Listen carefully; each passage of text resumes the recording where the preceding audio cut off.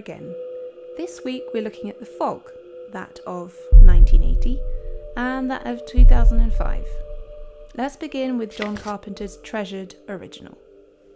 Starring Jamie Lee Curtis, Adrienne Barbeau, Hal Holbrook and Janet Leigh, the story sees the fishing town of Antonio Bay haunted by an atrocity committed by their ancestors. Now, I'm going to go out on a limb and say most of you watching this video are aware of the plot of The Fog, but spoiler alert anyway. The founders of Antonio Bay wrecked a ship called the Elizabeth Dane, killing everyone aboard. Those inside happened to be leprosy afflicted and had planned to set up a leper colony nearby. Not anymore. On the anniversary of the wrecking, the dead come back for revenge, using an unnatural fog to disorientate and trap the townsfolk. An edited version of this story is told round a campfire at the start of the film by a fisherman storyteller. It's a very effective opening and immediately sets the scene. We meet our town narrator of sorts, early in the form of Stevie Wayne, a voice on the radio, and later a commentator on the fog's activities. Arguably, she also has some of the best lines. "My idea of perfection is a voice on the phone." Leaving no room for doubt, Carpenter makes it clear something serious is due to hit the fan. An ominous, creaking, broken Antonio Bay shop sign. Public telephones ringing in unison. Car horns going off at once. Petrol pumps leaping about. Furniture moving by itself. Church bells ringing, barking, growling dogs. Strong sense of foreboding, anyone? Cut to Jamie Lee hitchhiking. Nothing sinister about that, other than the casual drink driving undertaken by her driver. Weird, unlucky, and absolutely insane, but we are in a movie where the dead travel via extreme weather conditions. At this point we've met most of our main characters, and that's just one of the film's strengths, dialogue being another. It's not easy to pull off the actual scary horror and comedy. Usually it's one or the other, but Carpenter does just that. I give you the fog bank warning as an example. A fisherman aboard the Seabrass, upon hearing Stevie's fog bank warning over the radio, declares there is no fog bank. Seconds later, he declares there is actually, indeed, a fog bank. It's a brief but very funny moment. The pairing of Janet Leigh's Kathy Williams and her assistant Sandy are also a very amusing pairing, providing some lightness alongside the horror.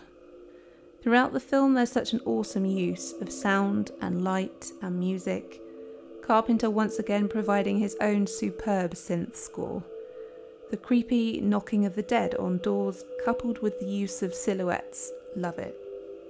The first time we see the Elizabeth Dane through the eyes of the Seagrass crew, we get close-ups of their faces, limited visibility and an incredibly atmospheric cabin scene with barely any lighting. It's eerie and superb. It's a classic ghost story and the plot devices are simple and effective. The reading of Father Malone's journal dividing between the reading and the discovery of the seagrass. The reporting of the missing ship via radio with subtle references to Lovecraft, no less. You'll hear Whately and Arkham if you listen closely. There's something very sinister about a lighthouse and the open sea, especially at night. One small gripe is the complete lack of reaction to the walking corpse moving, for a start, and then writing something on the floor with a scalpel.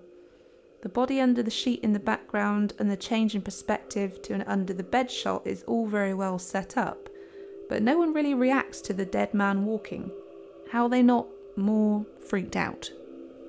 Before we leave 1980, it wouldn't be a Carpenter review without Rob Bottin, creature creator, getting a mention. Starring here as Blake, credited as special makeup, he both made the creature and was the creature. And now we reluctantly drag ourselves, kicking and screaming, to 2005. Spoiler, not even Superman can save this remake. Directed by Rupert Wainwright, the remake sees Smallville's Tom Welling star alongside Selma Blair and Maggie Grace as Nick, Stevie and Elizabeth respectively. We start the film with a glimpse at the wrecking tragedy, something the film doesn't really need. is far more effective in the original, where we don't see any of the carnage.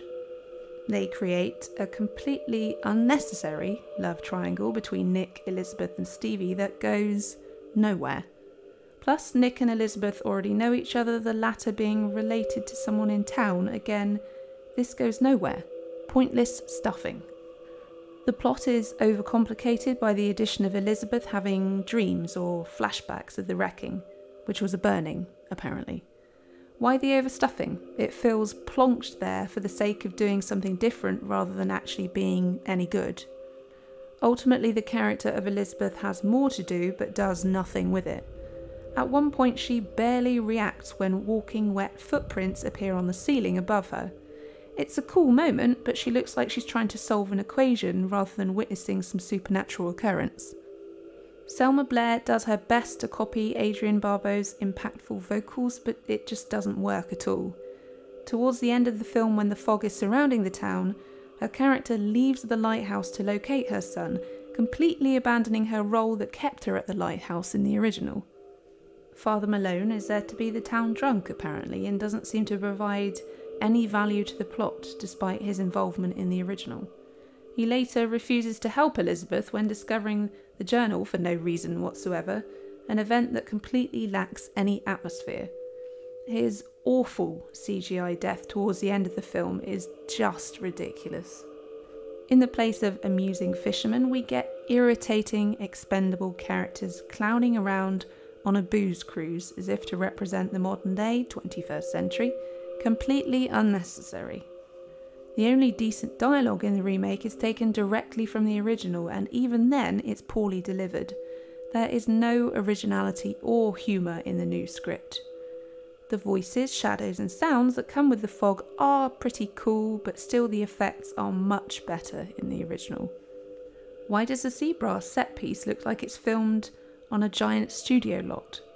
Why is a tiny ship on the outside, but there's a vast quantity of housing on the inside? A floating TARDIS?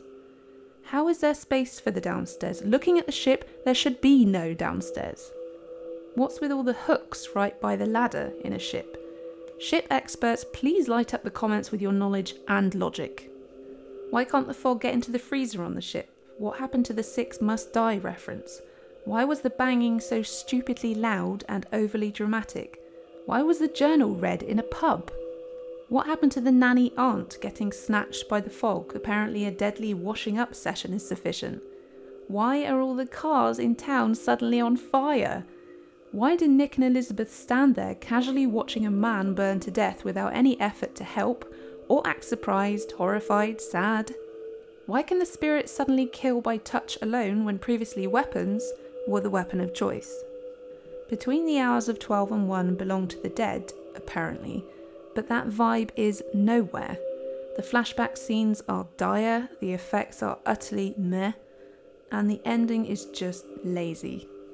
And worst of all, it makes the Wicker Man remake look good. How John Carpenter and Deborah Hill produced this, I cannot fathom. I will assume they had zero creative involvement. This remake deserves to sit in a corner and think about what it's done for a very long time. As the credits rolled, the corridor breathed a collective sigh of relief and despair. Have fun storming the castle.